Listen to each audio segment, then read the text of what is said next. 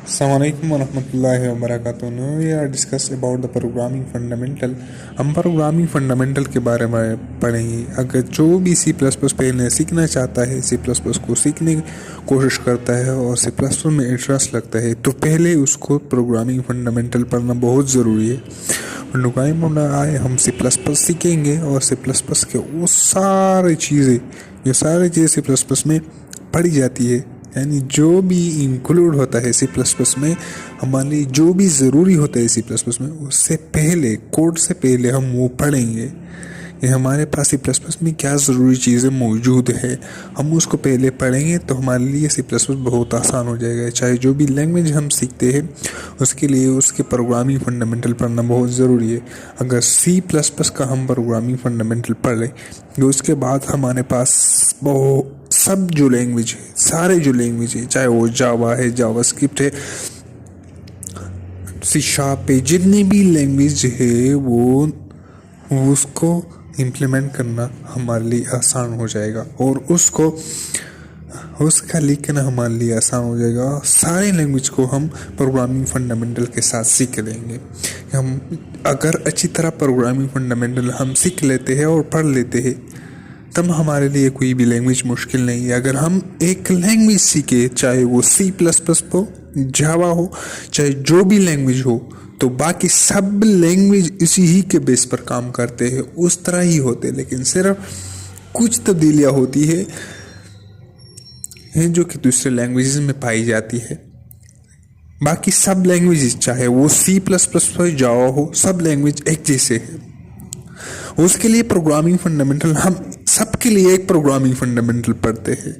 जो हम ये प्रोग्रामिंग फंडामेंटल पढ़ रहे हैं, प्रोग्रामिंग फंडामेंटल का टॉपिक, इसमें बहुत सारी चीज़ें आती हैं। मशीन लेवल लैंग्वेजेस आती है, पी प्रोसेस डायरेक्टरीज आती है, मेन फंक्शंस आते हैं और closing body of the statements आते हैं, स्ट्रक्चर आता है, डेटा टाइप आती है और हमारे पास इंसर्शन, एक्सट्रैक्शन, ऑपरेटर्स, हमारे बहुत सारी चीज़ें हमारे पास इसमें आती है और उसको समझना हमारे लिए बहुत ज़रूरी होता है। इसलिए प्रोग्रामिंग फंडामेंटल पढ़ना बहुत ज़रूरी है हमारे लिए। अब हम प्रोग्रामिंग फंडामेंटल को स्टार्ट करते हैं कि प्रोग्रामिंग फंडामेंटल हमारे पास क्या है और प्रोग्राम क्या है। चाहे जो भी इस वीडियो को देख रहा है वो ये समझ ले कि इसने पहले कभी प्रोग्रामिंग देखा ही ना हो, या देखा हो या नहीं देखा हो, दोनों के लिए है। नहीं देखा हो तो भी बहुत अच्छी तरह से इंशाल्लाह आपको समझ आएगी, वो अच्छी तरीके से आप समझ पाएंगे कि हमारे पास सी प्लस प्लस किस तरह लिखी जाती है, उसकी सिंटैक्स क्या होती है, उसकी कंपाइल और उसकी आईडी क्या होती है, हमारे बहुत अच्छी तरह इंशाल्लाह समझ पाओगे अगर प्रोग्रामिंग फंडामेंटल को अच्छे तरीके से सीख लिया। हम पहले प्रोग्राम को पढ़ते हैं कि हमारे पास प्रोग्राम है क्या। हम तो पढ़ते हैं कि प्रोग्राम है, प्रोग्रामिंग है, प्रोग्रामिंग लैंग्वेजेस है। प्रोग्राम हमारे पास क्या है? प्रोग्राम में set of instruction write in programming language specify when task execute by compiler is called program. Program हमारे पास एक सेट ऑफ इंस्ट्रक्शंस होते हैं, एक सेट होता है जिसमें इंस्ट्रक्शंस लिखी जाती है। ये सेट नहीं होता बल्कि ये इंस्ट्रक्शंस का सेट होता है, जिसमें इंस्ट्रक्शंस होते हैं जो कि एक प्रोग्रामिंग लैंग्वेजेस में लिखी जाती है एक स्पेसिफिक टास्क के लिए, जो कि कंपाइलर इसको एग्जीक्यूट करता है और प्रोग्रामिंग लैंग्वेज को एग्जीक्यूट करता है। जो भी प्रोग्राम हमने लिखा है वो प्रोग्रामिंग लैंग्वेज में लिखेंगे और फिर कंपाइलर इसको एग्जीक्यूट करेगा, यानी रन करेगा उस प्रोग्राम को। तो इसको हम क्या कहते हैं? प्रोग्राम कहते हैं।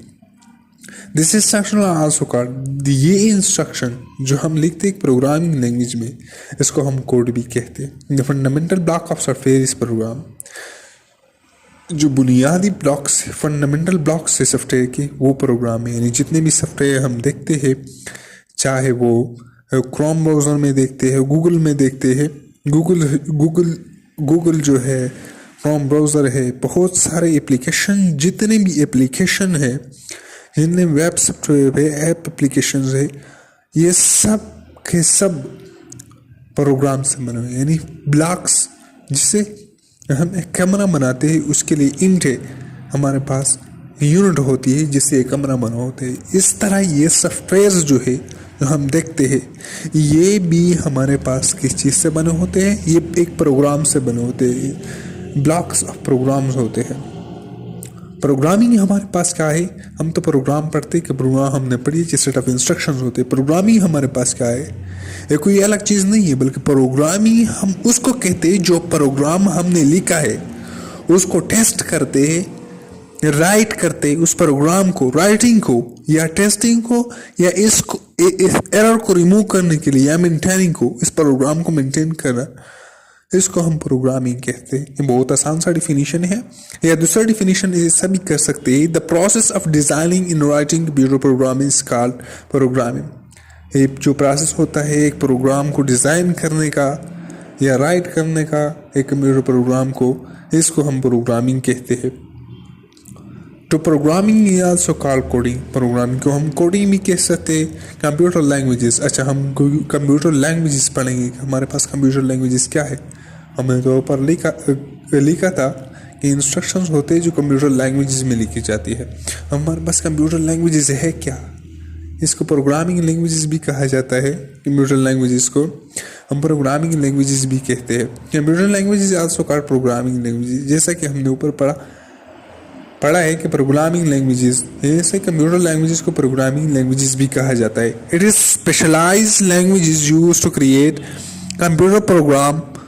ये एक खास लैंग्वेजेस होते हैं किस चीज़ को क्रिएट करने के लिए, क्रिएशन के लिए, कंप्यूटर प्रोग्राम को क्रिएट करने के लिए।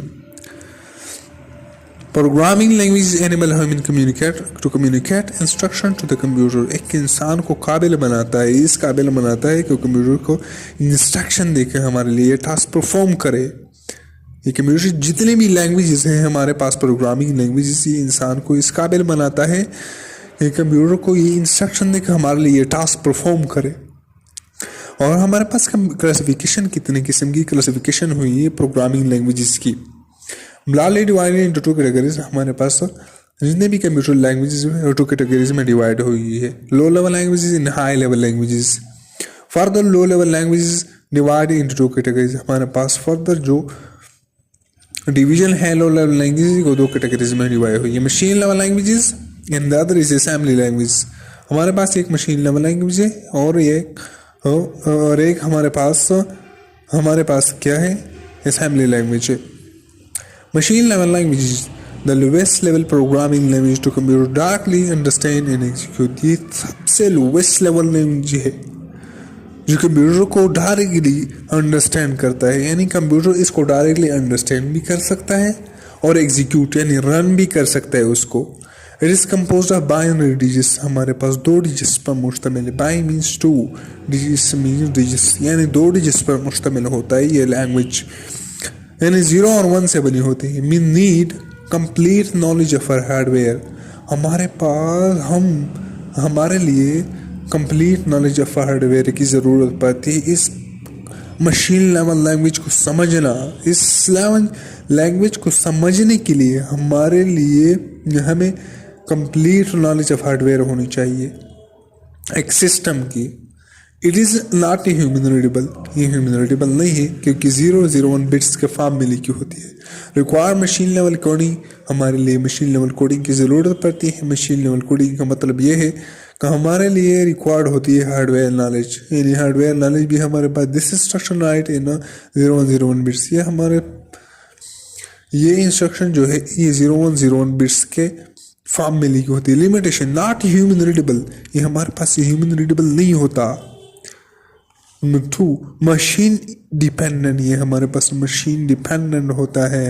मशीन लेवल कोडिंग की ज़रूरत पड़ती है। डिफ़िकल्ट टू राइट प्रोग्राम, मुश्किल होता है। मोर एरर ड्यूरिंग राइटिंग, बहुत सारे एरर आते हैं और मॉडिफाई एरर, उस एरर को मॉडिफाई करना बहुत मुश्किल हो जाता है। क्यों मुश्किल हो जाता है? क्योंकि एरर 001 के बिट्स के फॉर्म में होता है। हम उस एरर को बहुत मुश्किल तरीके से रिजॉल्व करते हैं क्योंकि उसको डिफाइन करना, पहले सर से आप प्रोग्राम पे रीड करोगे तब पता चलेगा कि ये एरर कहाँ से आ रहा है और क्यों आ रहा है। इस तरह हम इसको पढ़ेंगे ह्यूमन रीडेबल। अब हम असेंबली लैंग्वेज को पढ़ेंगे। हमारे पास असेंबली लैंग्वेज क्या है? ये भी हमारे पास लो लेवल लैंग्वेज है। इसमें निमोनिक्स यूज होते हैं, यानी शॉर्ट ह्यूमन रीडेबल नेम्स वो शॉर्ट्स नेम्स जो कि ह्यूमन उसे रीड कर सकते हैं, हम उसे रीड कर सकते हैं, इसे एड, सब्ट्रैक्ट, मल्टीप्लिकेशन, इस तरह की निमोनिक्स इसमें यूज होते हैं। It is specifics to the machine architecture means machine dependent. ये मशीन आर्किटेक्चर के ये स्पेसिफिक होते हैं, यानी मशीन डिपेंडेंट होते हैं, नॉट पोर्टेबल। इसको हम पोर्टेबल यानी दूसरी जगह को तब्दील नहीं कर सकते। मशीन लेवल कोडिंग हो सके, यानी रिक्वायर्ड हार्डवेयर नॉलेज, हमारे लिए उस हार्डवेयर नॉलेज की ज़रूरत पड़ती है। इनकम्प्रिहेंसिबल टू कंप्यूटर, जो हमारे पास मशीन लेवल लैंग्वेज है वो कंप्यूटर डायरेक्टली उसको अंडरस्टैंड कर सकता है, लेकिन हमारे पास असेंबली जो लैंग्वेज है और कंप्यूटर इसको डायरेक्टली अंडरस्टैंड नहीं कर सकता, यानी इनकम्प्रिहेंसिबल टू द कंप्यूटर। कंप्यूटर इसको डायरेक्टली नहीं समझ सकता। और इसके इंस्ट्रक्शन किस फॉर्म में लिखे होते हैं? इसके इंस्ट्रक्शन इस फॉर्म में लिखे होते हैं, add R1 R2 R3 means add R2 and R1 and store in R2 and R3 and store in R1। इसका मतलब क्या है कि हमारे पास R2 और 3 को ऐड करो, R1 में स्टोर करो, इस तरह इसके इंस्ट्रक्शंस लिखे होते हैं। इसके लिमिटेशन क्या है? लिमिटेशन इसके हमारे पास है कि ये मशीन डिपेंडेंट है, मशीन लेवल कोडिंग की ज़रूरत पड़ती है, यानी हार्डवेयर नॉलेज की ज़रूरत, रिक्वायरमेंट इंस्ट्रक्शन कम्बिनेशन, बहुत सारे इंस्ट्रक्शन हमको देने पड़ेंगे। अगर सिंपल टास्क को परफॉर्म करना है तो हम बहुत सारे इंस्ट्रक्शन को देने पड़ेंगे कि ये इंस्ट्रक्शन लिखो और हमारे लिए एक सिंपल सा टास्क परफॉर्म करो।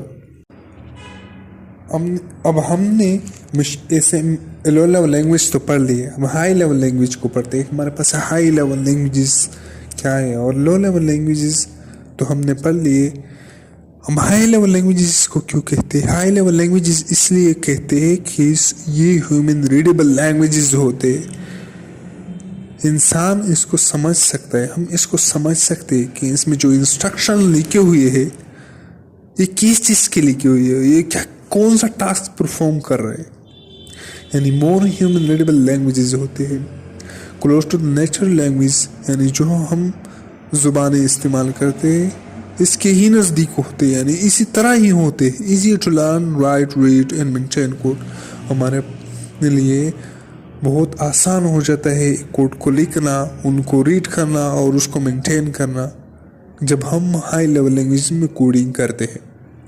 Single task complete lot of task, single task complete lot of task, एक सिंगल प्रोग्राम को लिखने के लिए हमारे पास बहुत सारी कम टास्क, एक सिंगल टास्क को परफॉर्म करने के लिए हमारे लिए छोटा प्रोग्राम लिखना पड़ता है। रिड्यूसिंग अमाउंट ऑफ कोड, हमारे पास अमाउंट ऑफ कोड को रिड्यूस किया जाता है। रिड्यूसिंग अमाउंट ऑफ कोड, बहुत कम कोड उसके लिए लिखना पड़ता है।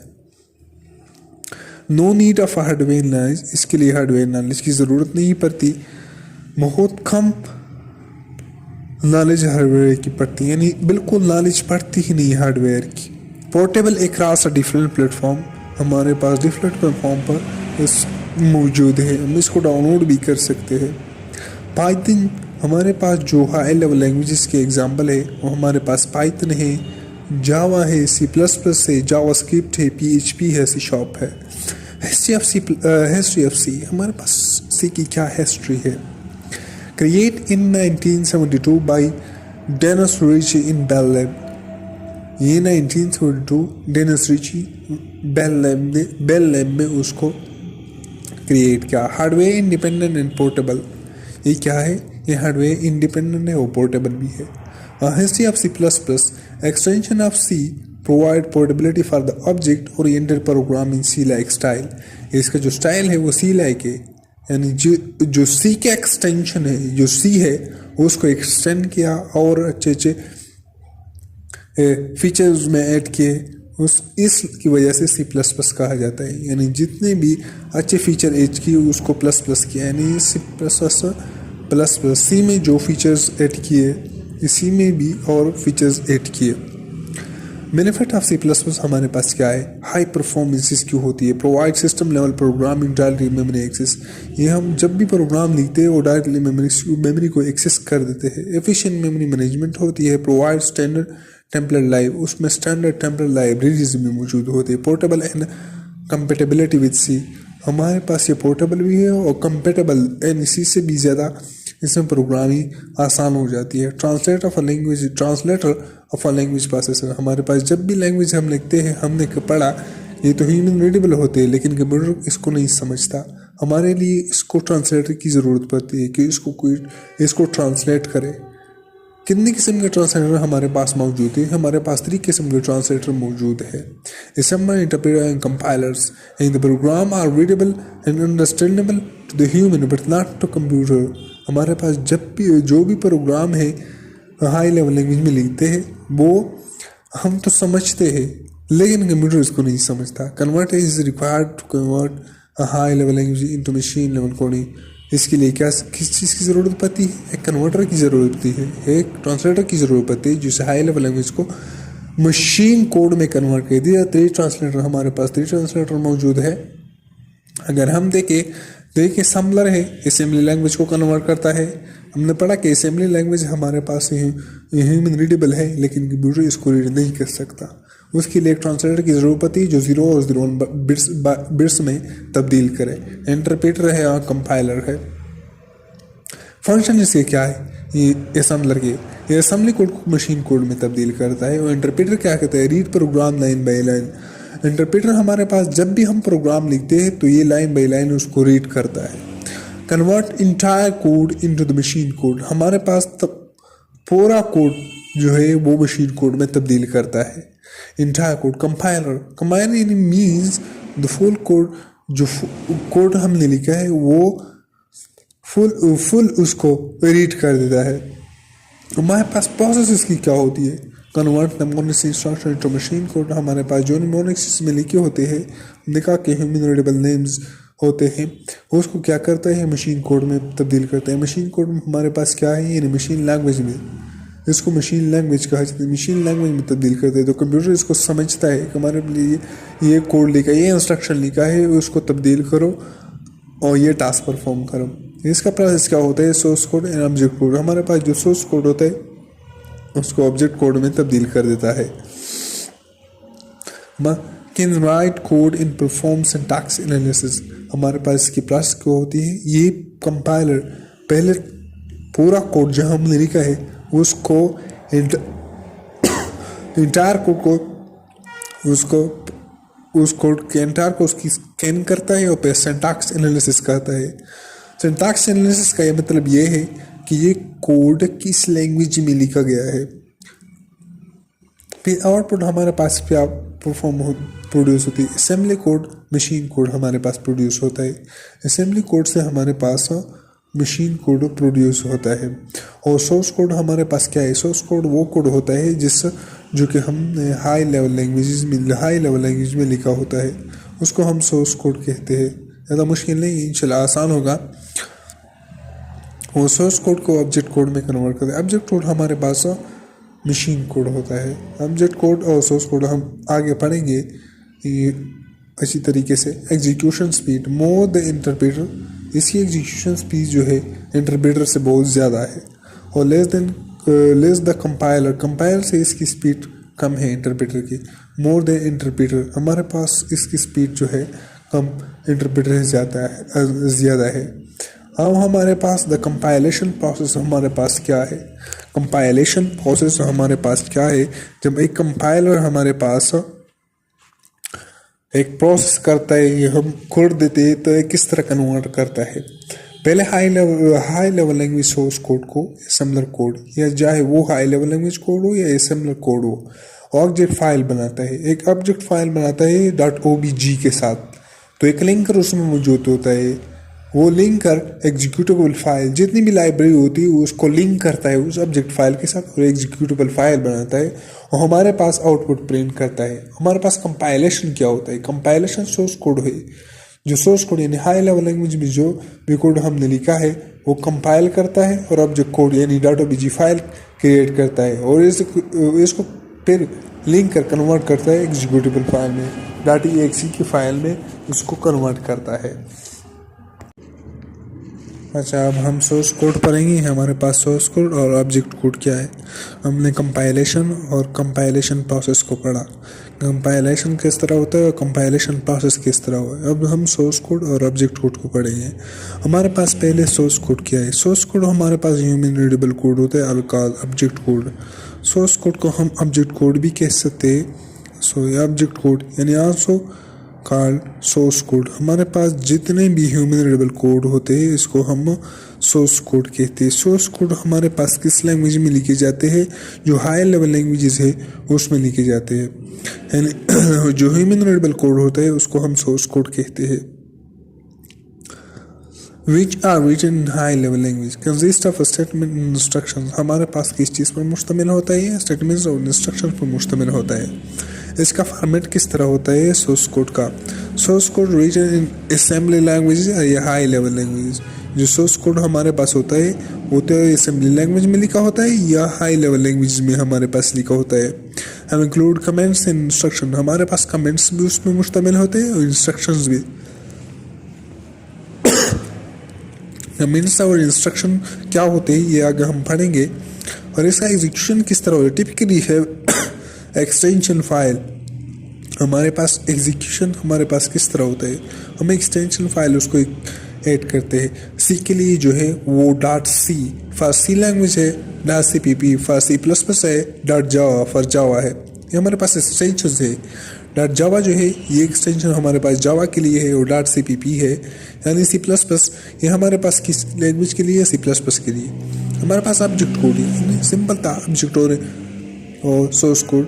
ऑब्जेक्ट कोड हमारे पास क्या है, object code source code convert into object code understand by a machine is called object code. जब हमारे पास जो सोर्स कोड है जो हाई लेवल लैंग्वेज में लिखी जाती है या असेंबली लैंग्वेज में लिखी जाती है उसको हम कन्वर्ट करें ऑब्जेक्ट कोड में, जो कि मशीन रीडेबल कोड होता है। ऑब्जेक्ट कोड ऑब्जेक्ट कोड हमारे पास मशीन रीडेबल कोड होता है जो कि कन्वर्ट करें हम सोर्स कोड को ऑब्जेक्ट कोड में यानी या बाइनरी कोड में। इसको हम क्या कहते हैं, ऑब्जेक्ट कोड कहते हैं। फॉर्मेट हमारे पास क्या होते हैं, specific for architecture in sequence of zero.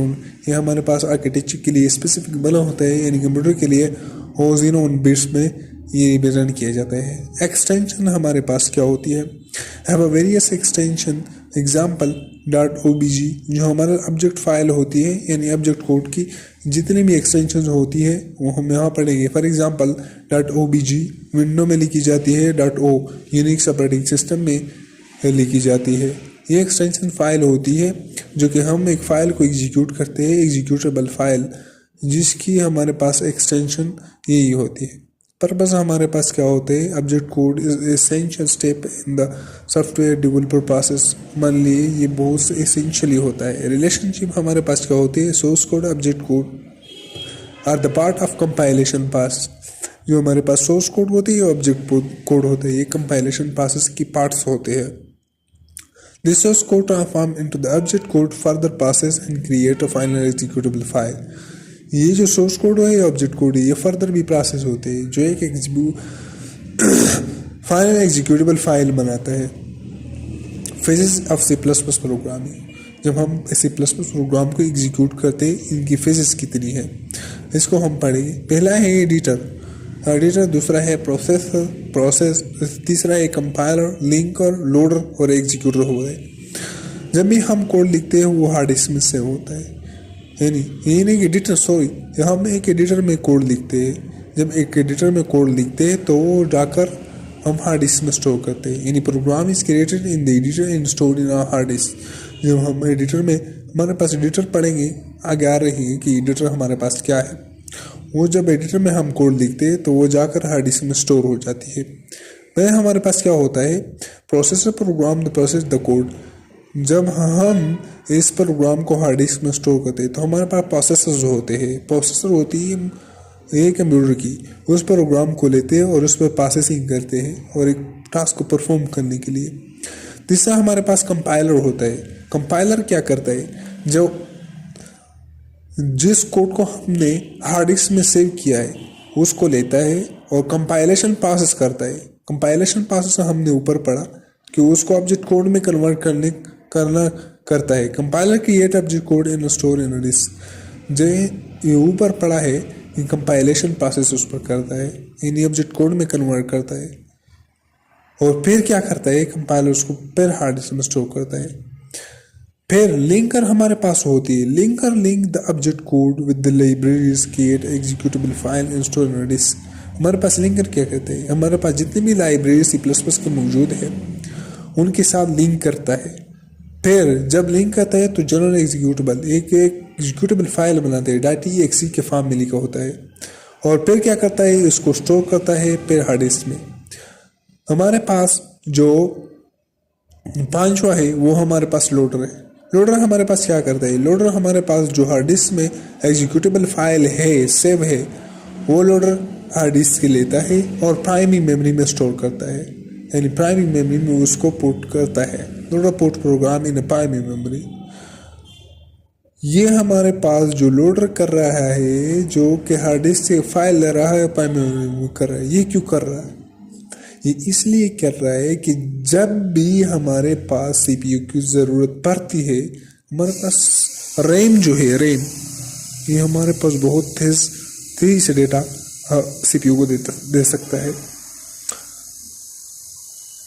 और जब प्राइमरी मेमोरी में स्टोर होते हैं तो CPU क्या करता है, CPU takes each instructions and execute it, possible storing new data value in the program execute। हमारे पास उस पर इंस्ट्रक्शन जो है उसको एग्जीक्यूट करता है और बहुत सारे फीचर उसमें आते हैं। C++ एडिटर आईडी, हमने कहा था कि हम C++ एडिटर हम पढ़ेंगे, ये है हमारे पास एडिटर, हम एडिटर पढ़ेंगे, इसको आईडी कहा जाता है, इंटीग्रेटेड डेवलपमेंट एनवायरनमेंट्स। इसको आईडी की एब्रिविएशन क्या है, ID means integrated development environments. इंशाल्लाह ये अगले लेक्चर में हम पढ़ेंगे। बहुत आसान टॉपिक है। जब भी आप C++ सीखना चाहते हैं, चाहे जो भी लैंग्वेज सीखना चाहते हैं, उसके प्रोग्रामिंग फंडामेंटल ज़रूर पढ़ लिया करें। अब आप प्रोग्रामिंग फंडामेंटल सीख लेंगे तो आपको कोई भी लैंग्वेज मुश्किल नहीं लगेगी, चाहे वो PHP है, जावा है, जावास्क्रिप्ट है, C# है, चाहे जो कोई भी लैंग्वेज हो आपको बहुत आसान लगेगी अगर आप उसके प्रोग्रामिंग फंडामेंटल पढ़ लेंगे। इससे स्क्रीनशॉट भी ले सकते हैं और स्क्रीनशॉट न ले तो भी इंशाल्लाह मैं आपके साथ ये नोट शेयर करूँगा, प्रॉपर तरीके से मैं आपके साथ नोट शेयर करूँगा और आपके लिए मैं और भी नोट्स तैयार करता रहूँगा। जितने भी नोट्स है, जितने भी लेक्चर हम करेंगे, सब लेक्चर के नोट्स आपको मैं शेयर करता रहूँगा। इंशाल्लाह मिलते हैं दूसरे वीडियो में। हाँ, खुदा हाफिज़।